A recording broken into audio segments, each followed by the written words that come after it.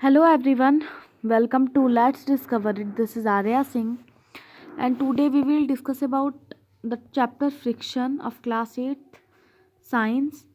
So, today we will discuss about the friction is a necessary evil in what way?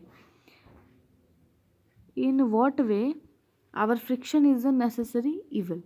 तो हम लोग का जो फ्रिक्शन है वो बहुत सारी चीज़ों में हमें हेल्प भी करता है, जैसे कि हम देख सकते हैं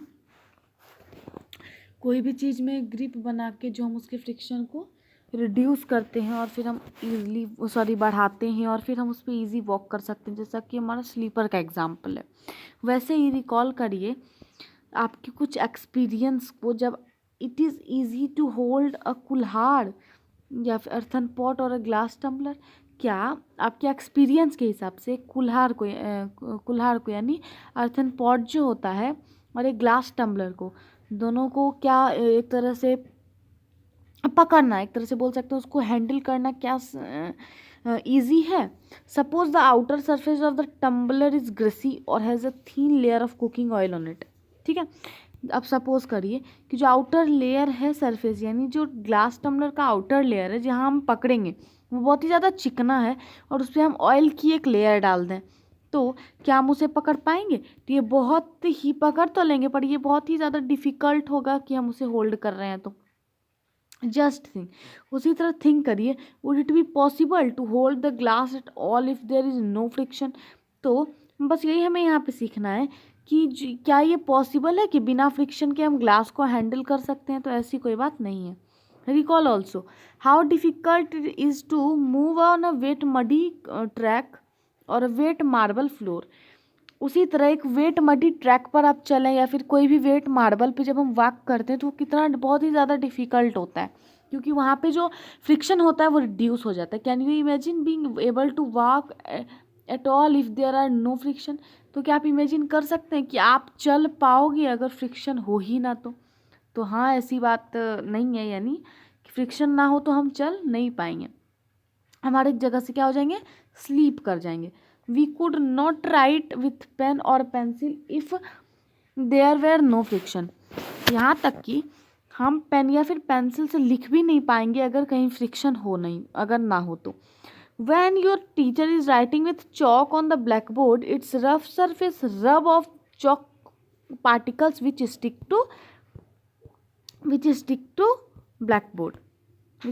the blackboard।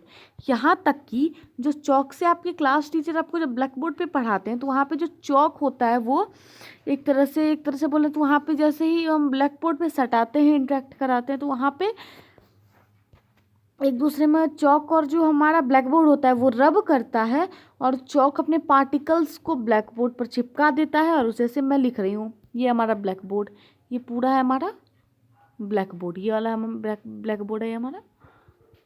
चलिए अब चौक का एग्जांपल लेते हैं। चौक किस कलर का होता है? मैं फिर बोलती हूँ, चौक किस कलर का होता है? चौक होता है वाइट। आपने स्कूल में भी देखा होगा, हमारे क्लास की टीचर्स भी वाइट चौक से लिखते हैं, हमने वाइट चौक भी ले ली। अब क्या करना है, सिंपली यहाँ पे ये है हमारा एक चौक, मैं यहाँ पिंक से रिप्रेजेंट कर रही हूँ क्योंकि ये वाइट पे आपको वाइट ईजी वे में दिखेगा नहीं। तो ये है हमारा चौक। तो अब क्या करना है, सिंपली ये चौक को हमें ब्लैक बोर्ड पे लिखना है। चौक को हमने उठाया, चौक को उठाने के बाद अब जो जो चौक था हमारे पास उसे हम ब्लैक बोर्ड पे ले जाएंगे। तो विदाउट फ्रिक्शन तो हम राइट वहाँ भी नहीं कर सकते।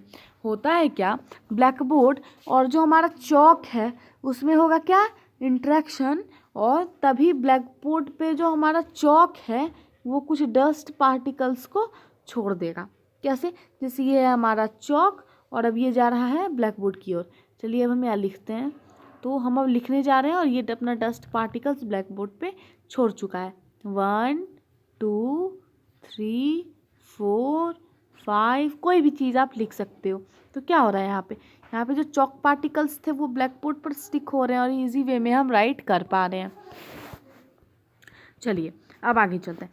If an object start moving it would be never stop if there are no friction. अब आगे अब हम देखें, कोई चीज़ अगर एक तरह से घूम रही है ना, यानी अगर हमने एक बॉल को रोल कराया तो वो ना कहीं रुकेगी ही नहीं, अगर फ्रिक्शन ना हो तो वो क्या होगी, नॉन स्टॉप हो जाएगी, कहीं वो रुकेगी ही नहीं। Had there been no friction between the tyre of the automobiles and the road. तो क्या वहाँ जो एक्चुअली क्यों नहीं, जैसे मैं बोलूँ अगर, तो वो क्यों नहीं रुकेगी, क्योंकि अगर फ्रिक्शन वहाँ पे नहीं है, क्योंकि फ्रिक्शन ही हमें हेल्प करता है रुकने में, ब्रेक मारने में।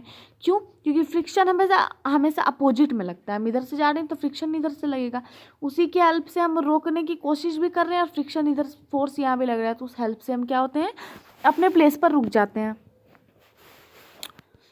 You could not fix a nail on the wall. आप एक कांटी को दीवार पे ठोक भी नहीं सकते, या फिर आप एक गिट्ठे को भी नहीं बांध सकते अगर फ्रिक्शन नहीं हो तो। You can site various other example in which friction involved. चलिए, तो ऐसे बहुत सारे एग्जाम्पल हैं जहाँ पे आप देख सकते हैं कि फ्रिक्शन वहाँ पे इन्वॉल्व है। अब आप बोलोगे कौन कौन से, तो अकॉर्डिंग टू मी सारे जो भी हम एक्टिविटी अपने पूरे दिन में करते हैं, जो भी चीज़ हम परफॉर्म करते हैं, सारी चीज़ में हमारा क्या एक्चुअली फ्रिक्शन जो है वो अवेलेबल है। चलिए, माचिस जो होता है एक्चुअली फ्रिक्शन हीट भी प्रोड्यूस करता है, या सो मैंने आपको यहाँ पे छोड़ दिया था कुछ। चलिए अब ध्यान देते हैं, अब अलग हाथ पे देखें, यानी दूसरे तरफ मैंने ये ब्लॉक छोड़ दिया था इसलिए मैं बता रही हूँ।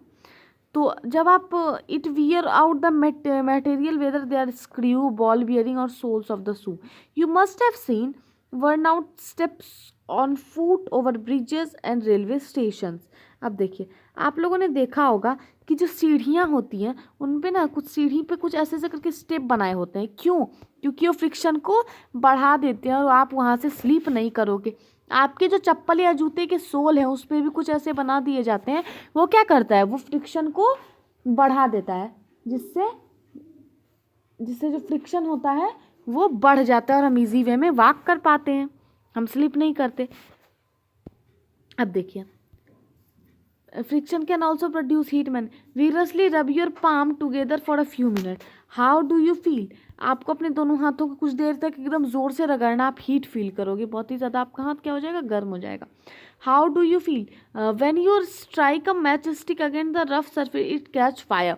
जब आप एक मैच स्टिक को जो उसके किनारे में एक्चुअली होता है रेड कलर का, उसके अगेंस्ट जब आप उसे रब करते हो तो वो क्या हो जाती है, फायर को कैच कर लेती है।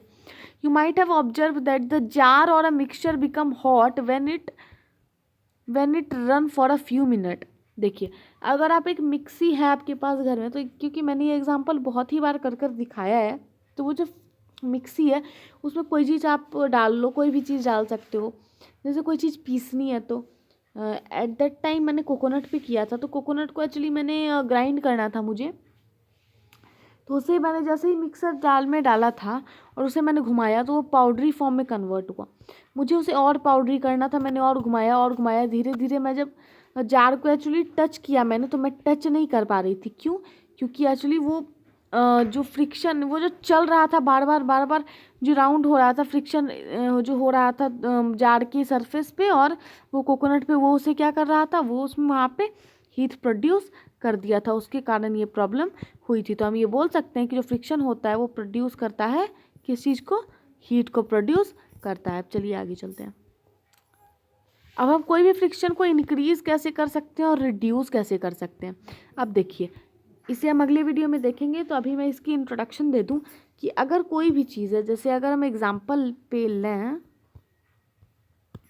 चलिए, जैसे अगर फुट एक तरह से जो हम स्लीपर यूज़ करते हैं, वहाँ पे ना एक्चुअली उसके सोल में ग्रिप हम अगर हम ज़्यादा से ज़्यादा बना के रखेंगे तो वो हमारा स्लिप नहीं करेगा। और वहीं पे अगर हम कैरम बोर्ड पे हम पाउडर, यानी पाउडर हम जब छिड़कते हैं तब वो जो गोटी होती है, जैसे ही हम उसे मारते हैं वो ईजिली जो कॉर्नर्स पे होल्स बने होते हैं उसमें चला जाता है और हमारा गोटी वो एक तरह से रेड हो जाता है। तो वो क्यों होता है एक्चुअली? इसलिए हो जाता है क्योंकि पाउडर फ्रिक्शन को कम कर देता है और कोई भी चीज़ स्लिप कर जाती है, यानी हमने पुश किया तो वो क्या हो गई, फ्रिक्शन वहाँ पे हो गया रिड्यूस, और जो गोटी थी हमारी वो इजी वे में आगे पुश होती ही चली गई। ओके, तो अगले वीडियो में देखते हैं कि हाउ टू रिड्यूस और इंक्रीज फ्रिक्शन।